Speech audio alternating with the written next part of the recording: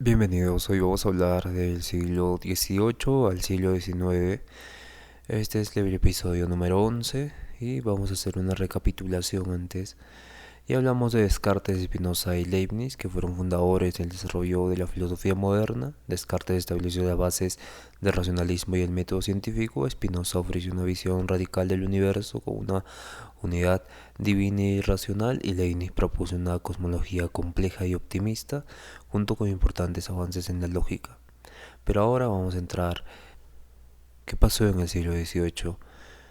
Bueno, la Ilustración y el racionalismo, conocido como el siglo de las luces también. El siglo XVIII estuvo dominado por la Ilustración, un movimiento intelectual que abogó por la razón, la ciencia y la crítica de las instituciones tradicionales, especialmente la religión y la monarquía absoluta. Este periodo fue testigo de la revolución científica que había comenzado en el siglo anterior y de importantes desarrollos en la política con la Revolución Americana de 1776 y la Revolución Francesa de 1789. Vemos también que estos cambios políticos y sociales se dan en contextos donde cambia un poco el paradigma del pensamiento o la filosofía en sociedades avanzadas, ¿no? O sea, la crítica y la reflexión hacia un gobierno monárquico y hacia las diferentes formas de poder.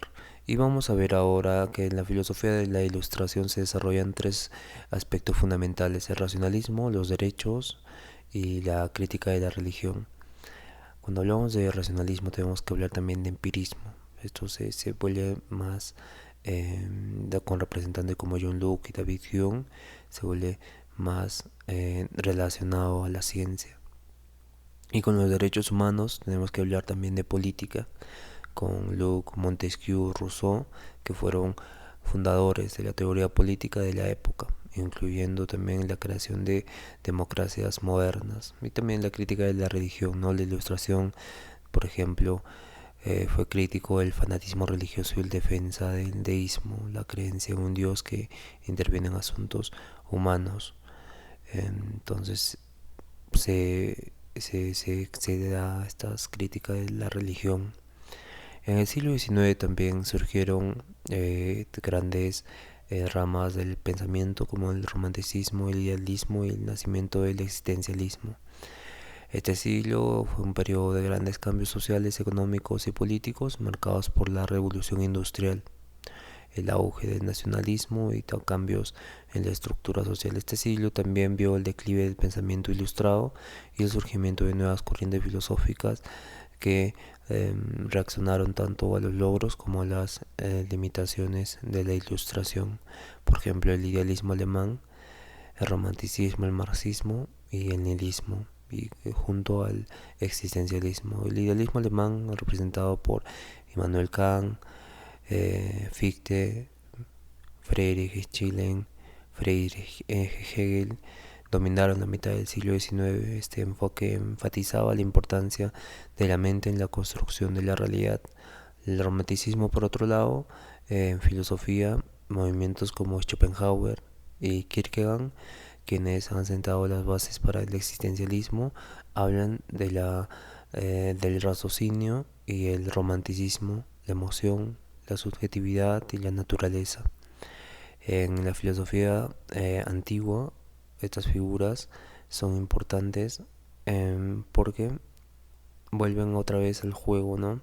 Lo romántico con Schopenhauer se da con la vida, la voluntad, la voluntad y que es igual al nómeno, y el fenómeno que es igual a la representación. La representación para Schopenhauer es lo que vemos, y detrás de esta representación está la voluntad, que es lo que no podemos conocer, lo que está más allá y lo que es lo que mueve todo. Y también nos menciona que el deseo es lo que nos hace sufrir, y tenemos que llegar a un estado de ascetismo donde controlar esos impulsos, deseos, para lograr y liberarnos de la voluntad y conocer la voluntad, y al conocerla poder no interactuar con ella, dejarnos llevar por ella. Entonces es muy interesante esta etapa de romanticismo, pero también se dio movimientos como la novela, y también se quiso se quiso tratar la metafísica como una cuestión novelística, como algo más romántico. El marxismo viene después con Carlos Marx, en colaborador con Friedrich Engels, y desarrollaron el materialismo histórico y dialéctico como una forma de entender y transformar el mundo. Entonces, hacia finales del siglo XIX, filósofos como Friedrich Nietzsche comenzaron a cuestionar los fundamentos de la moralidad tradicional y la religión, explorando el nihilismo, y sentaron las bases para el existencialismo del siglo XX. En el siglo XVIII se establecieron los cimientos de muchas de las ideas políticas y sociales que siguen siendo relevantes hoy en día, como los derechos humanos y la democracia. En el siglo XIX, con sus exportaciones del yo, la subjetividad y las críticas del capitalismo y la religión, allanó el camino para las corrientes filosóficas del siglo XX, como el existencialismo, marxismo y la fenomenología. La ilustración, también conocido como el siglo de las luces. También vamos a hablar de Immanuel Kant, Rousseau y Voltaire, estos tres filósofos que fueron importantes en este periodo.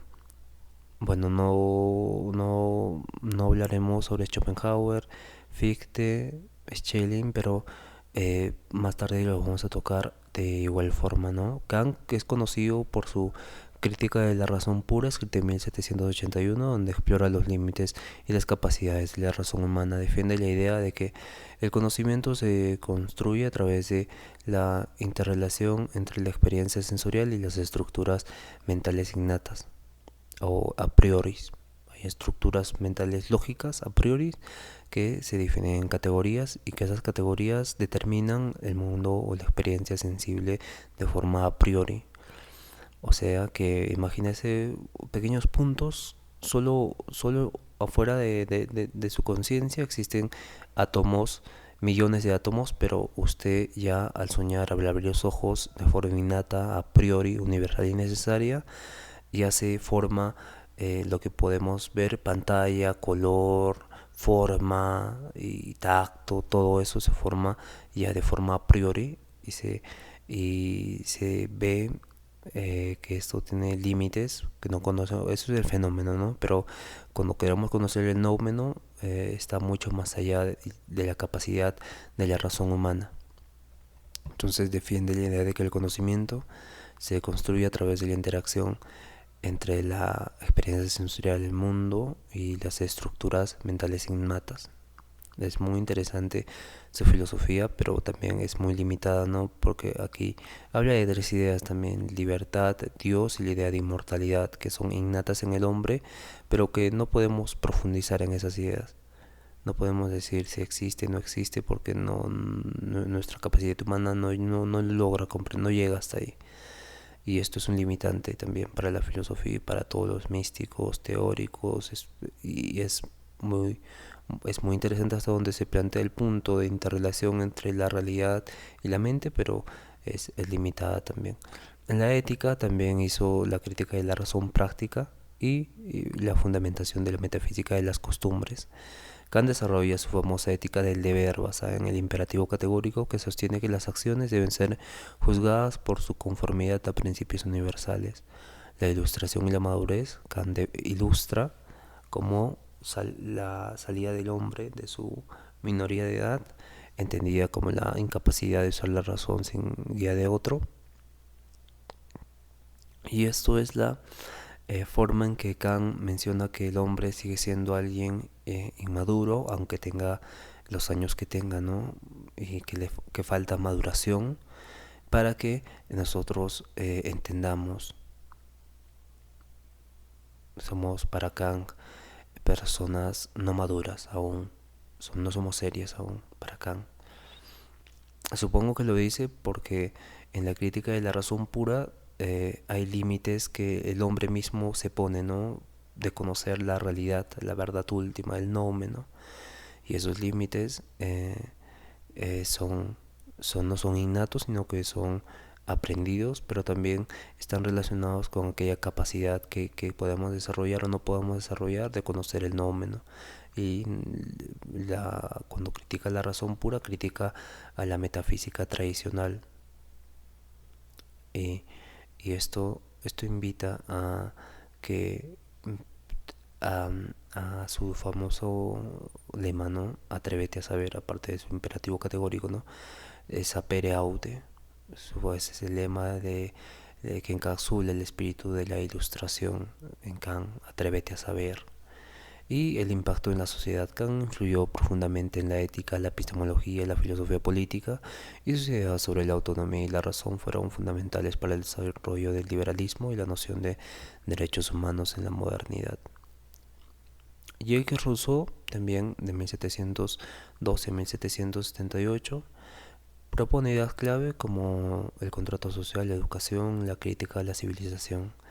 En el contrato social de 1762, Rousseau argumenta que la soberanía reside en el pueblo y que el gobierno es un contrato, hace un contrato entre los ciudadanos para preservar la libertad y la igualdad y los derechos y el Estado. Y este contrato social introduce la idea de voluntad general que debe ser guiada a la acción política. Antes de Rousseau estaban John Locke y Comte. Entonces tenemos que tener en cuenta que estos estructuralistas hablan de un pacto, un contrato social entre la gente, la población y los reyes o el Estado y la creación del Estado.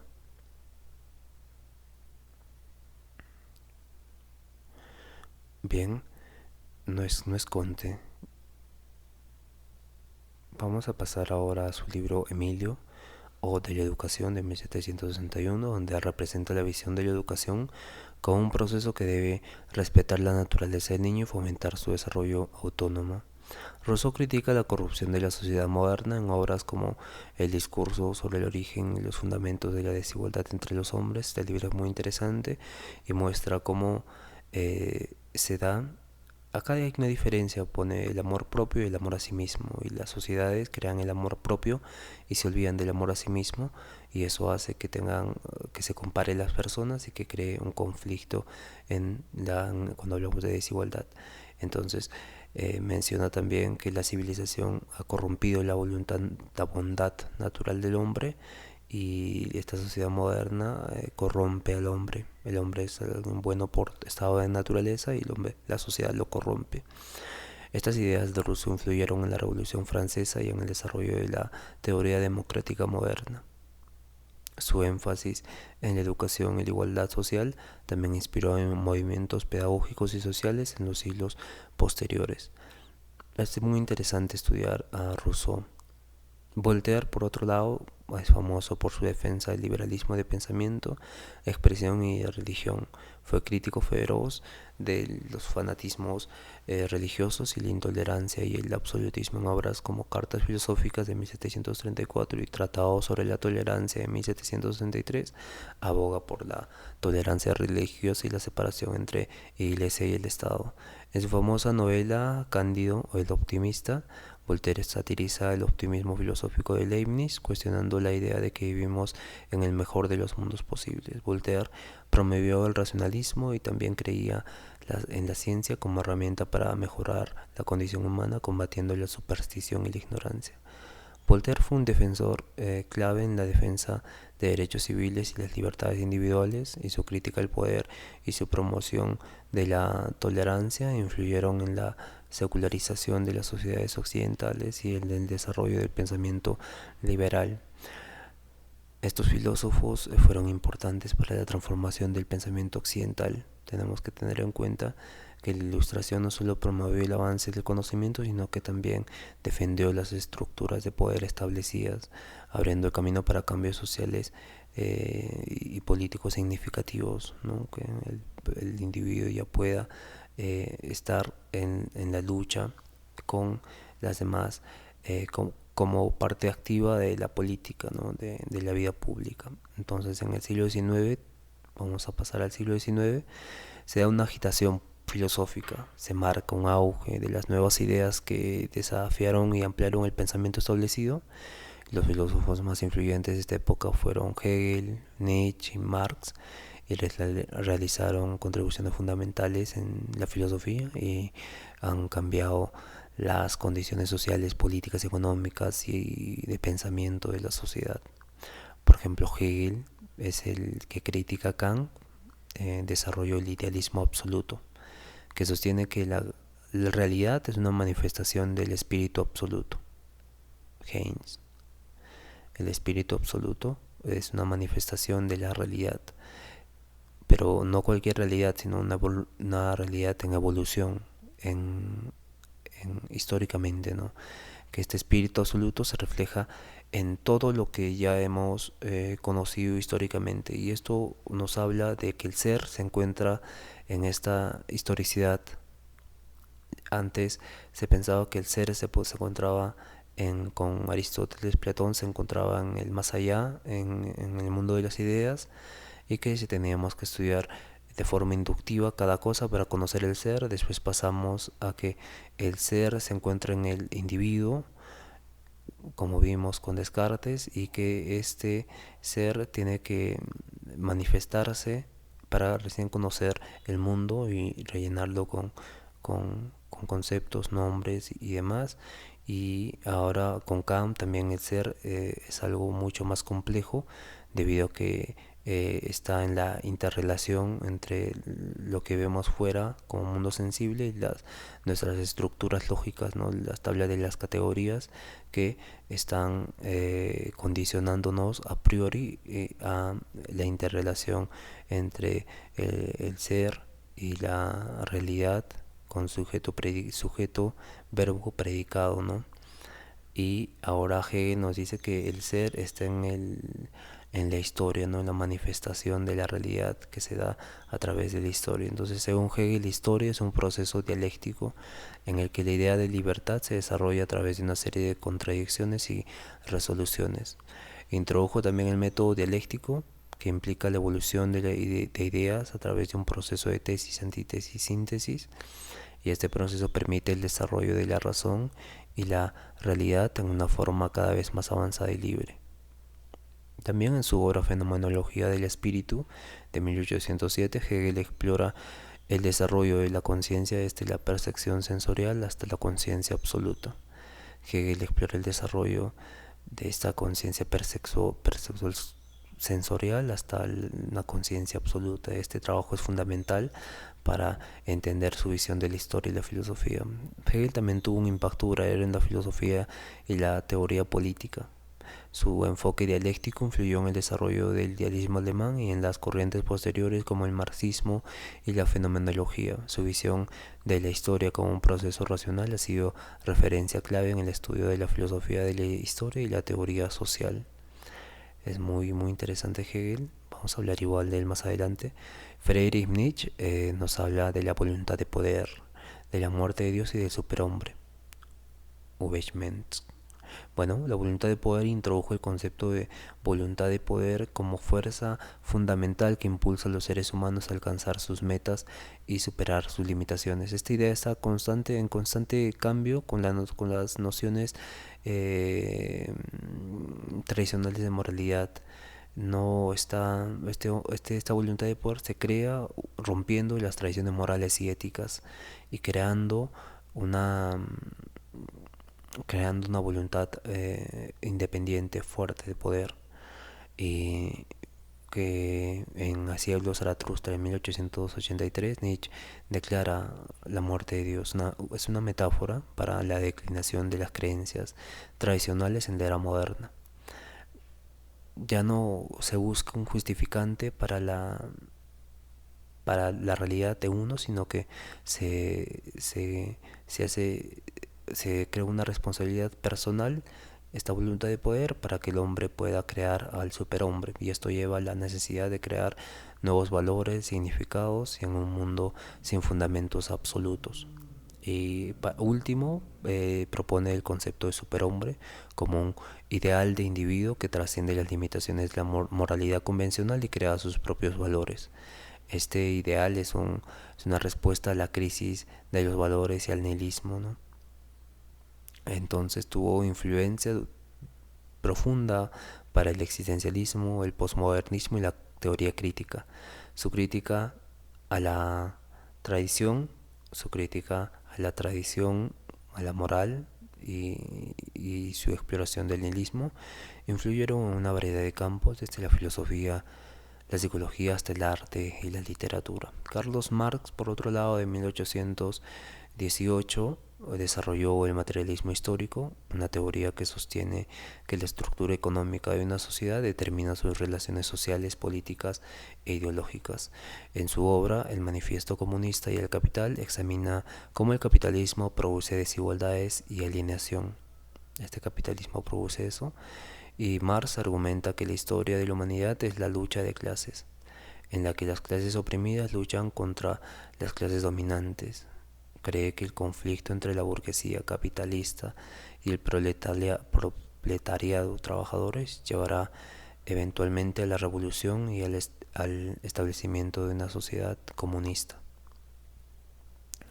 En muchos manuscritos económicos y filosóficos de 1844 explora el concepto de alienación en el que los trabajadores se sienten separados de los productos de su trabajo, de sí mismos y de los demás, y se vuelven máquinas debido a las condiciones del capitalismo, no se vuelven, dejan de ser humanos, por así decirlo, se alinean con el trabajo y no hay una diferencia entre ellos y, por ejemplo, un robot, una máquina. Y esta lucha de clases, trabajadores y capitalistas, tiene un impacto en la filosofía, donde a veces se convierte en una corriente que influyó en países como Venezuela, Cuba, Rusia, y la política también está incluida, así como la economía y la teoría social. Su análisis del capitalismo y su teoría de la lucha de clases fue fundamental para el desarrollo de movimientos políticos y sociales que buscan la reforma y la revolución, la lucha de clases, la igualdad. Y ahora se puede ver que en la actualidad con la IA es un poco más, es compleja analizar a Carlos Marx en la época actual, porque la IA, la tecnología, se vuelve como una ayuda, ¿no? Pero también se quita empleos, entonces habría una lucha de clases entre la cuestión tecnológica y los trabajadores que pierden su capacidad para producir. Vemos también, llegamos al final de este episodio y vemos que cada uno desafiaron visiones previas y promovieron nuevas perspectivas que continuaron influyendo en la filosofía y en el pensamiento contemporáneo. Llegamos al episodio final y nos vemos en el siguiente episodio, que es la filosofía del siglo XX. Va a ser muy interesante estudiar la filosofía del siglo XX y nos vemos en el próximo episodio. Cuídense mucho y hasta la siguiente.